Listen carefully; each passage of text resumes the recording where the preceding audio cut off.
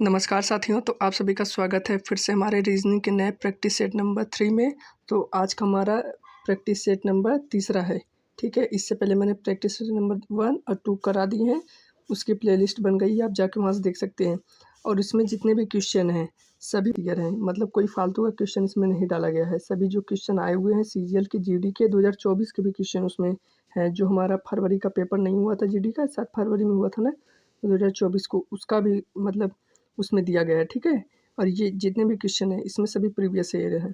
और अगर आप SSC GD MTS CGL की तैयारी कर रहे हैं, या railway NTPC group D, railway group D, RPF constable, क्योंकि उसमें रीजनिंग सभी में पूछा जाता है। और जो CGL लेवल की जो रीजनिंग है वो भी काफ़ी बढ़िया होती है, लेकिन बैंकिंग के लिए बात करें तो ये बैंकिंग के लिए उतना सफिशिएंट नहीं होगा, क्योंकि जो मतलब बैंकिंग में जो रीजनिंग पूछी जाती है वो काफ़ी डिफ़िकल्ट पूछी जाती है। ठीक है, तो ये बैंकिंग के लिए नहीं है, और बाकी जितने भी कॉम्पिटिटिव एग्ज़ाम होते हैं भारत में पूरे सबके लिए है, केवल बैंकिंग को छोड़ के। तो चलिए शुरू करते हैं। पहला क्वेश्चन है, देखिए आज के हमारे सभी प्रीवियस ईयर हैं। ये देखिए यूपी कांस्टेबल में आया हुआ था। तो पहला हमारा क्वेश्चन है, गैप को AGE भी लिखा जाता है, केप्ट को EKTP लिखा जाता है, तो एसिड को क्या लिखा जाएगा।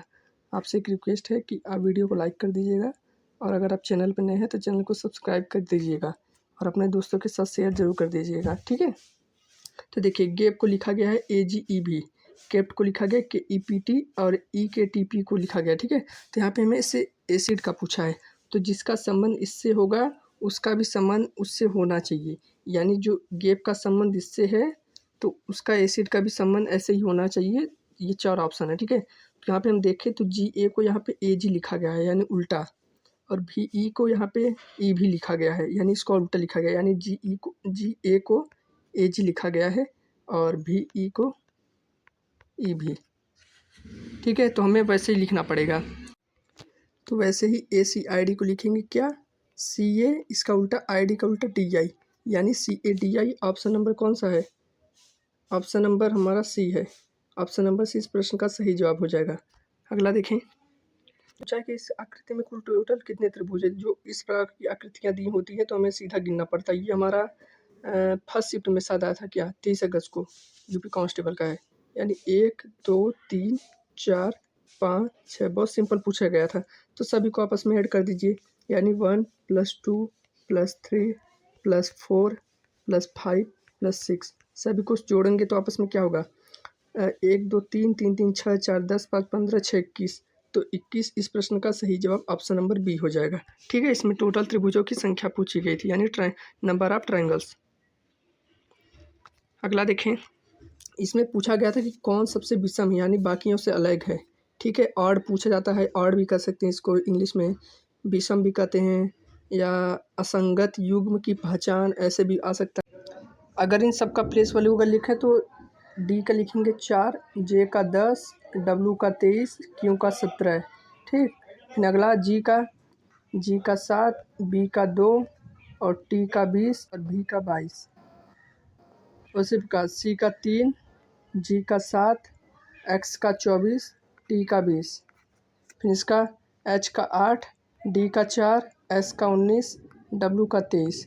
अगर इन देखिए कुछ क्या हमें यहाँ पे दिखाई दे रहा है, तो अगर 4 से 10, 6 + 7 से 2 - 5, यहाँ पे 4, तो यहाँ पे तो ये नहीं लगेगा। लास्ट से देखें तो -6, लेकिन यहाँ पे 2 और यहाँ पे 4, तो ये भी नहीं लगेगा। और शुरू से लास्ट का देखें तो 13 4 17, 4 से 17 यानी 13, + 7 से 22 यानी 15 हो रहा है।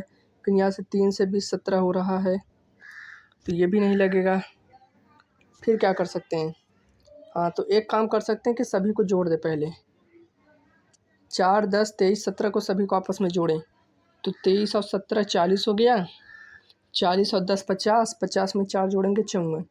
ठीक है, सभी को जोड़ने पर 54 आया। और इसका देखें तो 20 में 22 जोड़ें तो 42, 42 2 44, 44 7 51। ठीक, फिर उनको अगर जोड़ें तो 20 में 24 जोड़ेंगे 44, और 44 7 3 10 54। ठीक, 23 में 19 जोड़ें तो 42, 42 में 4 जोड़े 46, 46 में 8 जोड़े 54, यानी सभी का जो सम है ए सी डी का सम जो है 54 है। लेकिन हमारा बी ऑप्शन एक ऐसा है जिसका जो सम आया है प्लेस वैल्यू का सभी का सम करेंगे हम, तो वो हमारा क्या है 51, यानी यही बाकियों से अलग हो जाएगा। ठीक है, अगर ये लॉजिक ना बैठे, देखिए पहले क्या होता है कि यहाँ से प्लस माइनस का लॉजिक मतलब लगता है कि जैसे यहाँ पे 6 प्लस हुआ है, 5 प्लस हुआ, 2 प्लस कुछ भी हुआ है तो यहाँ से हो जाता है। जब ना हो तो सभी को जोड़ लीजिए, मालूम हो जाएगा। ठीक है, अगला देखें। अगला हमारे यहाँ पे 4 है, 5 है, 6 है, तो यहाँ पे देखिए बड़ी संख्याएं दिख रही हैं यहाँ पे, तो यानी कुछ गुणा का लॉजिक लग सकता है या प्लस माइनस का कुछ लगेगा, लेकिन लगेगा तो इधर से लगेगा। ठीक है, कॉलम से। तो 4 3 7 का प्रयोग 4 3 5 का प्रयोग करके क्या 23 लाया जा सकता है? तो देखिए 4 में 3 जोड़ेंगे 7, 7 में 5 जोड़ेंगे 12। ठीक है, 12 में हो सकता है इसमें 11 जोड़ा गया हो, अगली संख्या हो सकता है। क्या इसमें भी लगेगा? 5 और 4 9 3 12, लेकिन 12 में हम क्या जोड़ें? 12 में तो 7 जोड़ना पड़ेगा, ये तो लॉजिक नहीं बैठ रहा।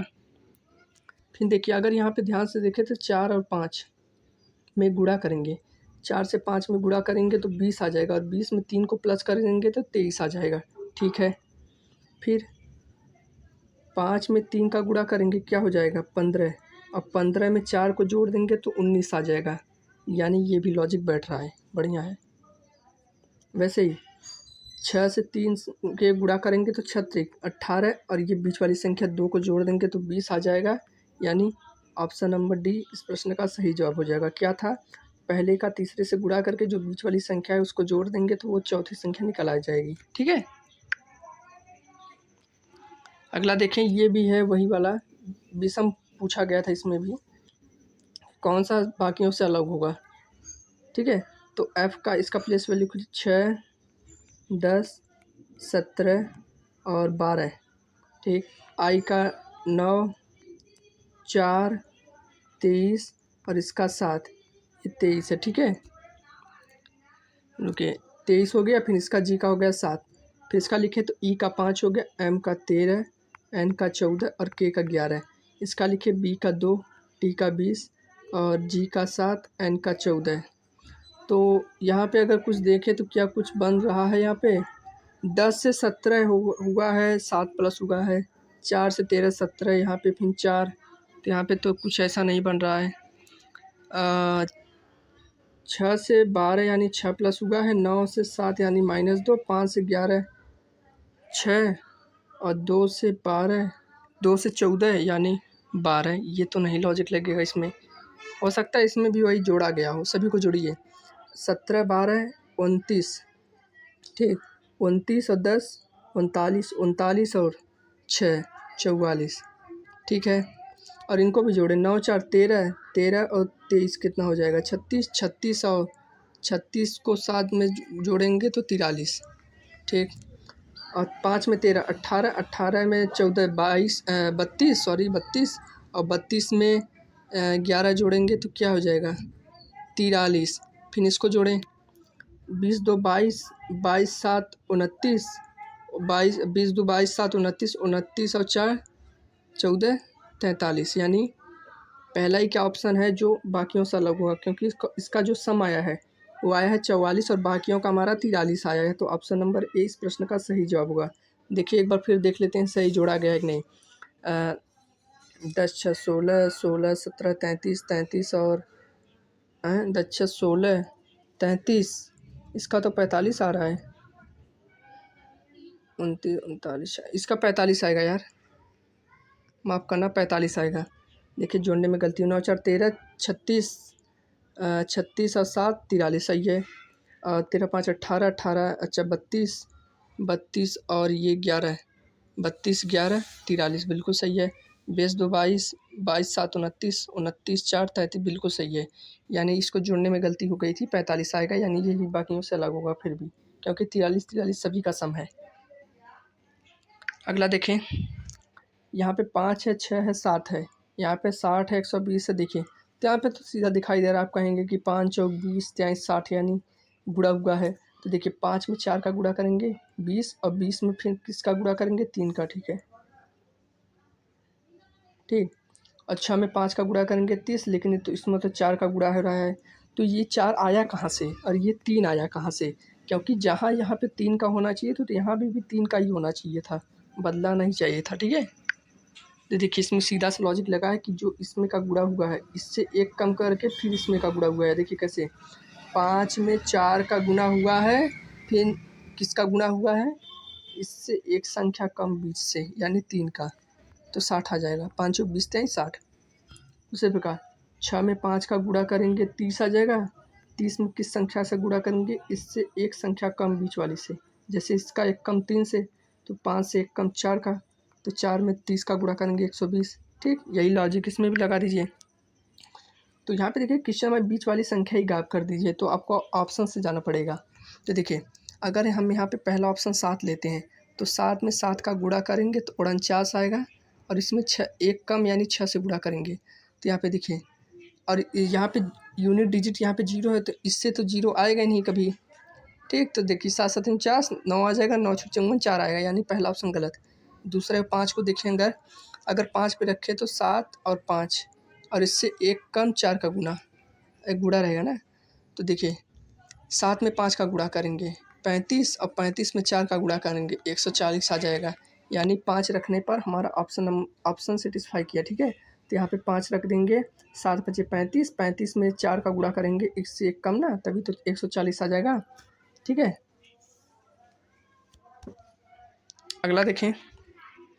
यहाँ पे देखिए 3 8 15, यहाँ पे 26 फिर क्वेश्चन मार्क पूछा गया है कि यहाँ पे क्या आएगा। ठीक है, तो यहाँ पे देखिए लॉजिक क्या लग रहा है, 3 से 8 हुआ है, 5 प्लस हुआ है, 8 से 15 यानी 7 प्लस हुआ है, 15 से 11 हुआ है यानी 11 प्लस हुआ है।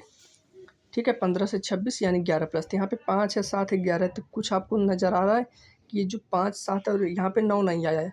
9 अगर आता तो वो होता ऑड नंबर यानी विषम संख्या, लेकिन यहाँ पे 11 आया है यानी 9 को छोड़ा गया है, यानी ये है क्या, प्राइम नंबर, अभाज्य संख्या है। तो 5 7 11, फिर उसके बाद 11 के बाद कौन सी अभाज्य संख्या है, 13। ठीक है, और 13 में 26 को जोड़ देंगे तो 39, ऑप्शन नंबर ए इसका राइट आंसर 39 हो जाएगा। 26 में 13 को जोड़ेंगे, प्राइम नंबर्स का लॉजिक है। ठीक है, ए इसका सही जवाब हो जाएगा। अगला देखें। तो बस आज के लिए बस इतना ही, मिलते हैं आपसे फिर से एक नेक्स्ट वीडियो में, तब के लिए धन्यवाद।